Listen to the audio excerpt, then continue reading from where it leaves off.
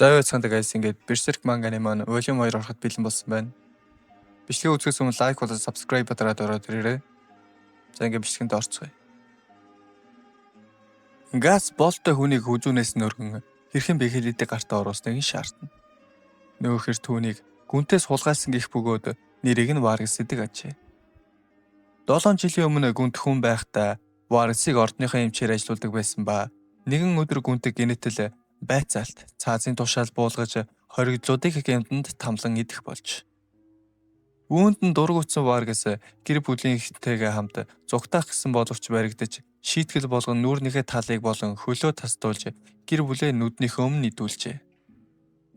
Vargas өөрөө идүүлэхээс өмнө бүхсэн дүр хэсгэн орохдоо бэхэлэдийг авч амьдсан гэдэг. Gats Vargas-тай God Hand-ийн тухай тайлбарлаж өгнө. Vargas бэхэлэдийн жинхэнэ мөн чанарыг мэдээгүй байх ба Gats үүнийг хүмүүсийн ертөнц болон God Hand хэмээх 5 чөтгөр оршдог өөр хэмжээс ертөнцийн хоорондох үүдийг нэхэд ашигладаг түлхүүр болохыг тайлбарлахад Pac болон Vargas хоёр ихэд цочирдно.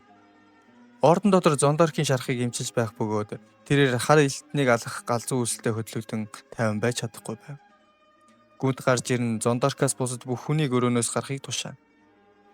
Zondark Gats-ыг алахыг түүнээс гуйхад гүнт зөвшөөрч түүний амнаас том нялцгай бит гарч ирэн Zondark-ийн ам руу орно. Ордны гадна хар элтний байршлыг олсныг гүнтэд дуулгана.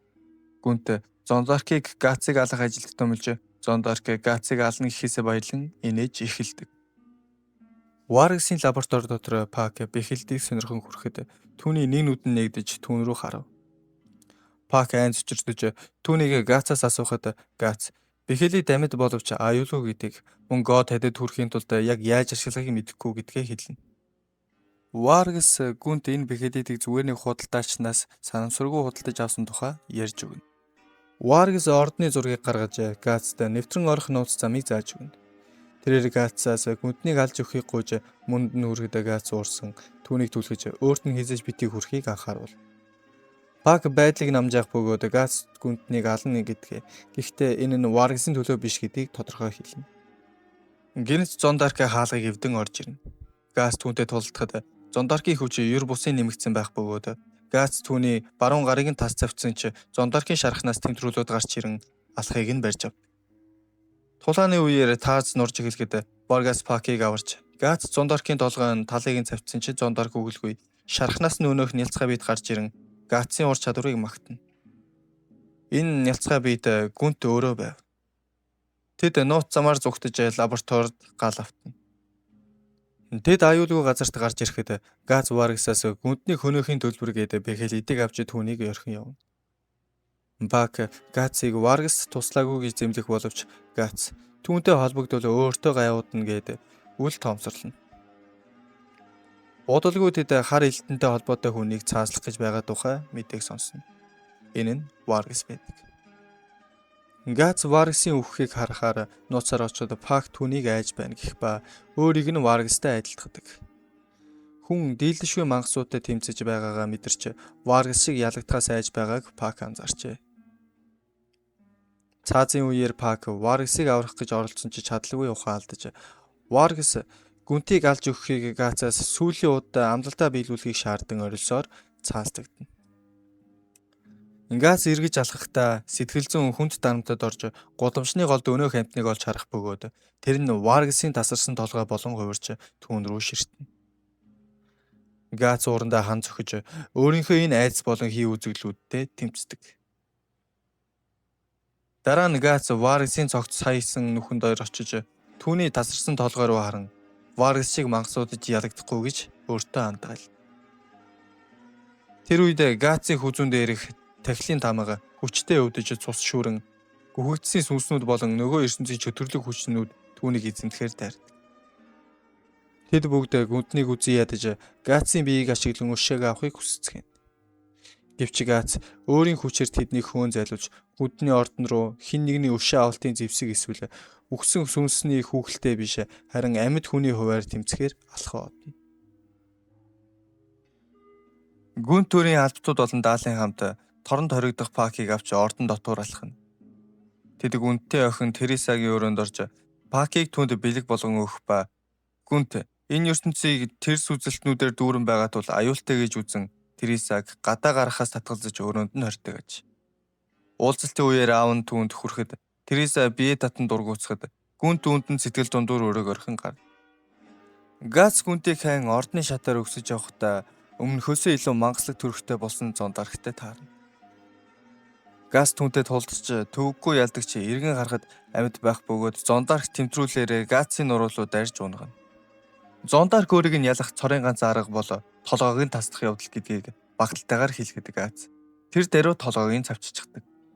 Зондархын биеийг эзэмшиж байсан гүнтийн хэсэг газыг эзэмтгийг орлохдоо газ түүнийг ханаж цавж устгана. Маш их цус алдсан ч газ жинхэнэ гүнтийг хөнөөхөөр цааш урагшлана.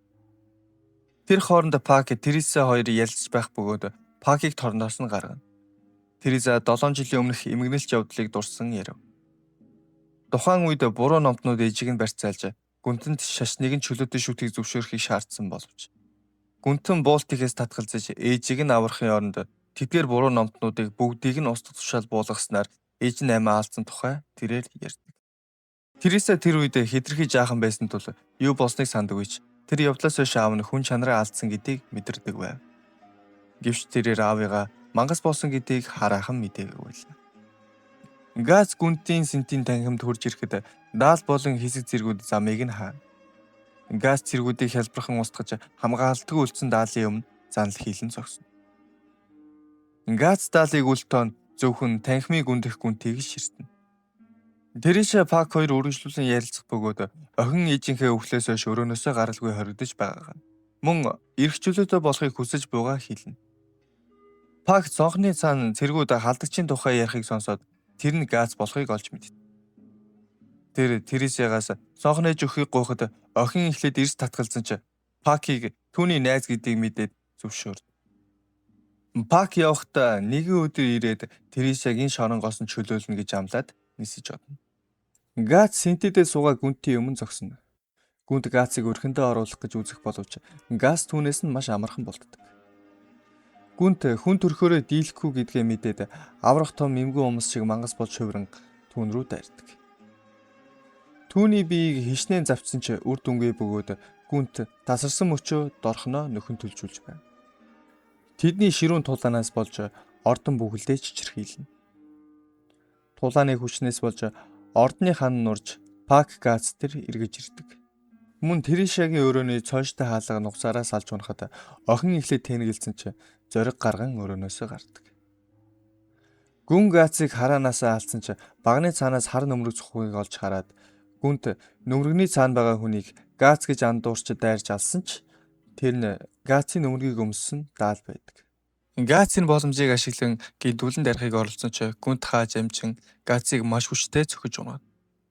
Гүнт Газыг хүзүүн дээрх тамга бол түүний өвхлийн бэлэгдэл гэж тунхаглаад түүнийг тэмдрүүлээрээ баган руу хүчтэй шидэхэд Газ ухаалддаг. Гүнт түүний дээрээс багталтайгаар ширтсээр волюм 2 дуусдаг. За энэ үрээд волюм 2 маань дуусж байна.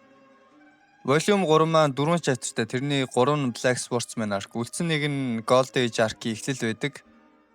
Тэгээд ер нь дараагийн бичлэг дээр Black Sportsman arc-ийг дуустал нь яриад волюм 4 дээр Golden Age arc-ийг эхлүүлнэ гэсэн бодол ер нь байна. Тэгэд Golden Age arc дээр ер нь Гацын багнаас гардаг болохоор ер нь нэг сонирхолтой. Ер нь нэг сонирхолтой arc. Тэгээд санал бодол байвал комент үлдээгээрэй. Бас лайк болон subscribe дарснаар дараагийн бичлэгүүд илүү хурдан хийх урам надад өгдөг байгаа шүү. За баяртай guys. Тэгээд дараагийн бичлэгүүдээр уулзцгаая.